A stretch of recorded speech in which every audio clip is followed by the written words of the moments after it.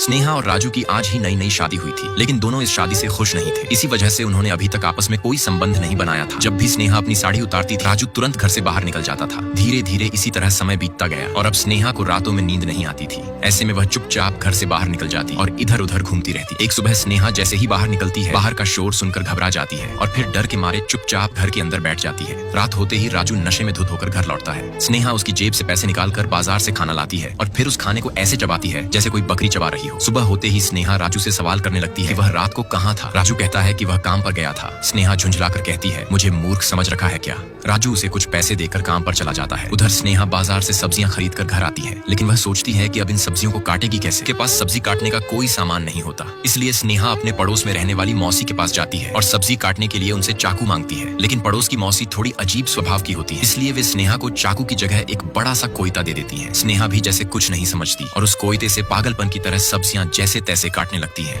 फिर जब रोटी बनाने की बारी आती है तो वह एक ही बार में सारा आटा बर्तन में डाल देती है। रात को स्नेहा का पति राजू काम से लौटता है। वह देखता है कि स्नेहा बिना कुछ पकाए सारा आटा खत्म कर चुकी है। यह देखकर राजू गुस्से में कहता है, मैं इतना नहीं कमाता कि तू एक ही दिन में सारा आटा बर्बाद कर दे। तब स्नेहा मासूमियत से कहती है, मुझे सब्जी बनाना नहीं आता। यह सुनकर राजू उसे वैसे सिखाने लगता है जैसे स्कूल में बच्चों को सिखाया जाता है। रात होते ही स्नेहा राजू को लूडो खेलने के लिए बुलाती है और मजाक में सारे कपड़े उतार कर राजू को खेलने के लिए कहती है, लेकिन राजू हंसते हुए स्नेहा को चुप कराकर सो जाता है। सुबह होते ही स्नेहा गुस्से में राजू को काम पर जाने को कहती है और उसे घर से बाहर निकाल देती है। अगले दिन से स्नेहा सब्जी बनाना सीखने के लिए फिर से पड़ोस की मौसी के पास जाती है और मेहनत करके अच्छे से सब्जी बनाना सीख जाती है। अब स्नेहा खुद अपने हाथों से राजू के लिए सब्जी बनाती है। राजू स्नेहा के हाथ की सब्जी खाकर झूठ मूठ में बोल देता है, हाँ सब्जी बहुत अच्छी है, ताकि स्नेहा का दिल खुश हो जाए। अब स्नेहा पास में रहने वाली पड़ोसी मौसी से सब्जी बनाना सीखती है और अपने पति राजू के लिए भी वैसे ही सब्जी बना देती है। राजू आराम से सब्जी खाता है और स्नेहा की थोड़ी तारीफ कर देता है। स्नेहा राजू की इस तारीफ से बहुत खुश होकर उससे बाहर घूमने चलने की बात करती है। राजू भी स्नेहा के साथ बाहर घूमने के लिए तैयार हो जाता है। घूमते समय राजू सिगरेट पीने लगता है। तब स्नेहा भी राजू से सिगरेट लेकर पीने लगती है, जिसे देखकर राजू थोड़ा हैरान रह जाता है। अगले दिन सुबह स्नेहा फिर से अपनी पड़ोस की मौसी के पास जाती है और उनसे दाल चावल बनाना पूछती है, लेकिन इस बार मौसी उसे दाल चावल बनाना नहीं बताती।